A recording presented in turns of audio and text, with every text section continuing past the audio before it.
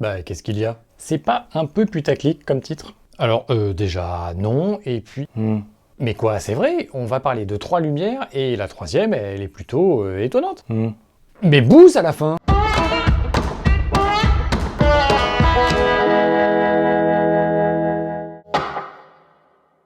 Bonjour, c'est Sylvain pour la chaîne Le Doigt sur l'Objectif, je suis super content de vous retrouver pour cette nouvelle vidéo et pour la suite de notre série sur la lumière. D'ailleurs, pour ne pas être largué sur certains détails techniques, n'hésitez pas à jeter un œil à la première vidéo avant de regarder celle-ci. Vous n'êtes pas obligé, mais c'est mieux. Aujourd'hui, pas de spectre de la lumière, de température de la lave en fusion ou de néon bas de gamme. Par contre, on va mettre en lumière deux modèles de lampes qui sont assez intéressantes et qui ressortent souvent quand on cherche un éclairage accessible et qualitatif. La Godox SL60W et la bien nommée LED 660 de New Year. Bref, on compare deux lampes chinoises pas trop chères. Parce que si vous ne le savez pas encore, les Chinois sont assez balèzes niveau lumière, ciné et photo, et on entend d'ailleurs souvent parler de la marque Aputure. Mais vu que le modèle le plus connu de la marque, la Aputure Lightstorm 120D Mark II, coûte l'équivalent du PIB par habitant du Burundi, on ne va pas en parler aujourd'hui, et cette digression va donc s'arrêter là tout de suite. Alors par contre, restez bien jusqu'à la fin de la vidéo, car je vais vous présenter une alternative plutôt intéressante et pour moins de 50 €.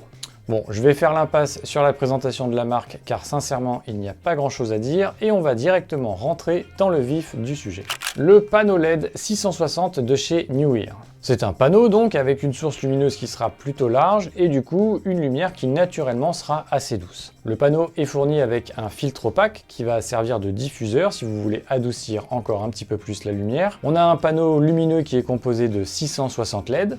D'où le nom, mais en réalité vous avez 330 LED blanches et 330 LED jaunes. Ça permet au panneau d'être bicolore en quelque sorte puisqu'il va pouvoir produire une lumière avec une température comprise entre 3200 et 5600 Kelvin. Vous pouvez faire varier cette température de lumière avec une petite molette mignonnette située à l'arrière du panneau. On est sur une lumière blanche de qualité puisque vous avez un IRC supérieur à 95 annoncé par le fabricant et donc un rendu très naturel des couleurs. Côté puissance lumineuse, on est sur du 3300 lux annoncé par le fabricant une nouvelle fois, mais il faut savoir que la puissance maximale est atteinte quand toutes les LED sont allumées, soit autour des 4400 Kelvin. De la même manière que pour la température, vous pouvez faire varier la puissance en jouant avec une molette située à l'arrière du panneau. Le panneau est de base équipé de coupe-flux, assez pratique pour modeler un petit peu la lumière, mais on y revient plus en détail un petit peu plus tard. Les finitions sont plutôt quali avec un ensemble tout alu, assez léger et compact et du coup assez rapide à mettre en place avec en plus la possibilité de positionner la lampe un petit peu comme on veut.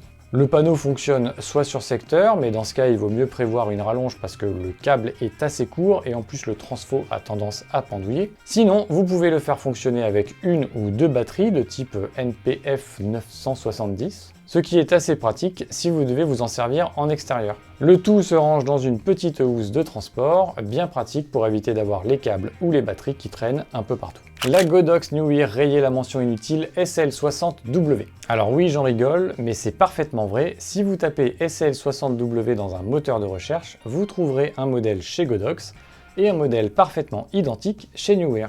La même, les gars.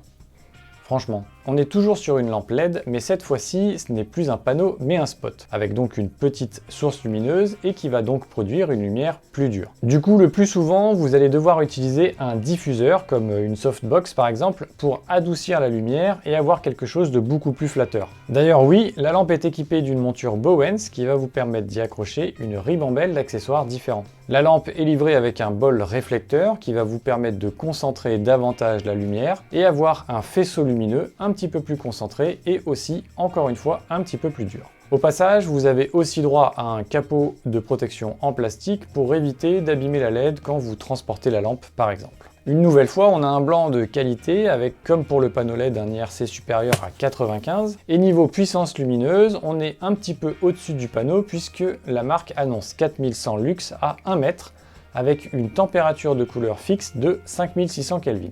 Alors la température est bien fixe, même si le réglage apparaît comme disponible sur la télécommande. On peut par contre régler la puissance soit en utilisant une molette à l'arrière de la lampe, soit en utilisant la télécommande justement, qui est ultra pratique quand vous voulez affiner votre réglage, que vous êtes seul et ou que la lampe est positionnée en hauteur.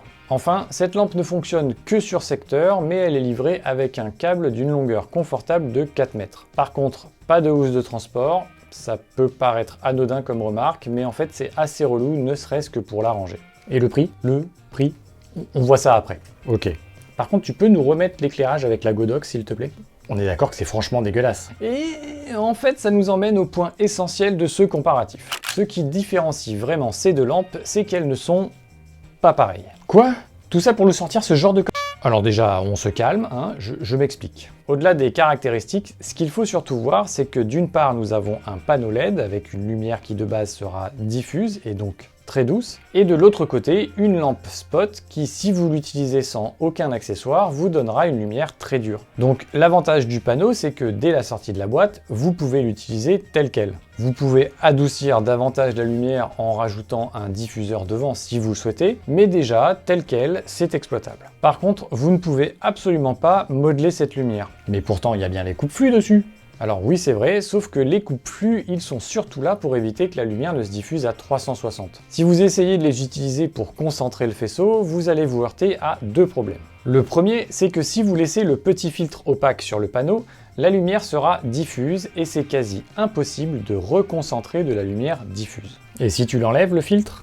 Dans ce cas, deuxième problème, c'est que vous vous retrouvez avec 660 petites sources lumineuses qui vont chacune générer 660 petites ombres avec les coupes-flux. Au contraire, si on utilise le spot Godox, on peut y rajouter des accessoires pour venir modeler la lumière. Si je veux concentrer le faisceau, je vais pouvoir y installer des coupes-flux comme sur le panneau, mais avec cette fois-ci un résultat bien meilleur. Et si au contraire, ce que je recherche, c'est une lumière plus diffuse, je vais pouvoir y installer une softbox et du coup retrouver une lumière beaucoup plus douce, beaucoup plus flatteuse.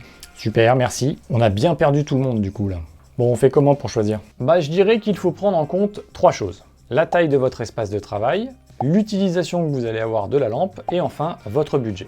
Si vous avez un espace réduit, le panneau LED sera une bien meilleure option. Il est compact et léger et du coup vous pouvez l'installer sur un trépied qui lui aussi pourra être compact et léger. Par contre, pour avoir le même rendu, la même lumière douce avec un spot Godox, vous devrez rajouter une softbox qui généralement est assez grosse et qui va surtout créer un petit déséquilibre. Du coup, pour éviter de retrouver votre lumière par terre, vous allez devoir l'installer sur un trépied un petit peu plus robuste et surtout plus encombrant. Si vous ne faites que de la vidéo comme celle-ci et un petit peu de photos pour le plaisir, le panneau LED sera encore une fois la meilleure option. C'est rapide à installer, vous pouvez faire varier la température et la puissance et même l'utiliser sur batterie si vous n'avez pas de prise secteur à dispo, pas de câble qui traîne. Par contre, si vous faites aussi de la photo de produit, du portrait en studio ou des vidéos un petit peu plus travaillées que des facecam YouTube, les possibilités de modelage de la lumière de la Godox seront nettement plus intéressantes pour vous. Vous pouvez utiliser des diffuseurs, des coupes-flux, des snoots, etc., etc. et du coup sculpter véritablement votre lumière en fonction du rendu que vous voulez obtenir. Le budget.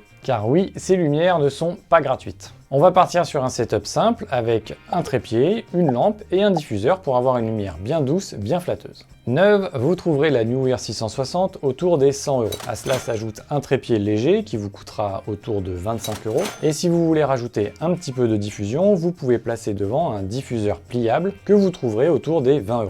On arrive donc à un total de 145 € pour un setup lumière complet. Avec la Godox SL60W, vous allez la retrouver neuve autour des 140 €. À cela s'ajoute un trépied robuste qui vous coûtera au minimum 50 € et une softbox que vous trouverez autour des 40 €, soit une facture totale qui s'élève quand même à 230 €. Ah oui, quand même. Sinon, je vous présente la lampe plat à tarte. Bon, alors là, c'est un plat à tarte, mais ça marche aussi avec un plateau ou des bassines en plastique. Le principe est ultra simple. Vous prenez un contenant qui, dans l'idéal, doit être blanc ou réfléchissant. Après, si c'est pas le cas, vous pouvez très bien le peindre en blanc ou alors avec une peinture à effet alu, par exemple. Vous achetez un rouleau de lumière LED que vous allez trouver, par exemple, sur Amazon autour des 15-20 €. Alors, juste petite précision concernant les LED, il faut choisir de préférence des daylight, donc lumière du jour, avec une température de 5600 Kelvin pour avoir quand même un meilleur rendu. Vous faites un petit trou dans votre plat à tarte pour pouvoir y passer la vis de votre futur support. Ensuite, vous collez les LED à l'intérieur. Si vous voulez aussi rajouter un petit peu de diffusion, vous pouvez récupérer un vieux rideau de douche ou dans mon cas une housse à vêtements de chez Ikea. Vous installez votre support et le tour est joué. Avec un trépied léger et de quoi la fixer dessus, pour moins de 50 €, vous avez une lampe parfaite pour commencer à faire des vidéos et même de la photo. Bon, il y a quand même quelques petits détails à prendre en considération. Déjà, vous aurez peut-être du mal à trouver l'IRC de vos LED et du coup, ce sera peut-être pas forcément les lumières les plus qualitatives. Ensuite, en termes de puissance, autant le dire, c'est quand même très vite limité. Mais pour vous faire une idée du rendu que cet éclairage donne, eh bien c'est la lumière qui m'a éclairé pendant toute cette vidéo, mais aussi pendant les 14 premières vidéos de la chaîne. Au final, c'est largement suffisant pour commencer, et quand j'ai eu des soucis d'éclairage, c'était surtout parce que je la positionnais pas comme il fallait. Donc oui, si votre budget est limité, restez sur un panneau LED ou un plat à tarte, mais si vous le pouvez, je vous conseille vraiment la Godox et de manière générale les lumières spot. Pourquoi? Tout simplement parce que les possibilités d'utilisation sont infinies. Avec un panneau LED ou un plat à tarte, vous avez une lumière diffuse et point barre. Avec un spot, vous pouvez véritablement sculpter votre lumière, la modeler. C'est pour ça qu'on appelle les accessoires des modeleurs. En plus, vous n'êtes pas obligé d'acheter tous les modeleurs directement. Vous pouvez, en fonction de l'évolution de votre pratique, faire évoluer votre éclairage sans que votre lumière ne devienne parfaitement inutile. Et rappelez-vous, vous pourrez diffuser une lumière dure, mais vous ne pourrez jamais rendre plus dure une lumière diffuse. Voilà, c'est tout pour aujourd'hui. J'espère que cette vidéo vous aura été utile, ou au moins que vous avez passé un bon moment en la regardant. Merci d'ailleurs de l'avoir regardé jusqu'au bout. Vu que vous en êtes arrivé là, n'hésitez pas à lâcher un petit commentaire pour me dire ce que vous en avez pensé. Si vous avez aimé cette vidéo, n'hésitez pas non plus à cliquer sur le petit pouce bleu, et si vous n'avez pas aimé, c'est que vous avez certainement raté un truc, et je vous encourage donc à la regarder de nouveau, mais en la visionnant à une vitesse de 0,75. Quant à moi, je vous dis à très vite pour une prochaine vidéo. D'ici là, sortez prendre des photos, faites-vous plaisir et surtout prenez soin de vous. Ciao!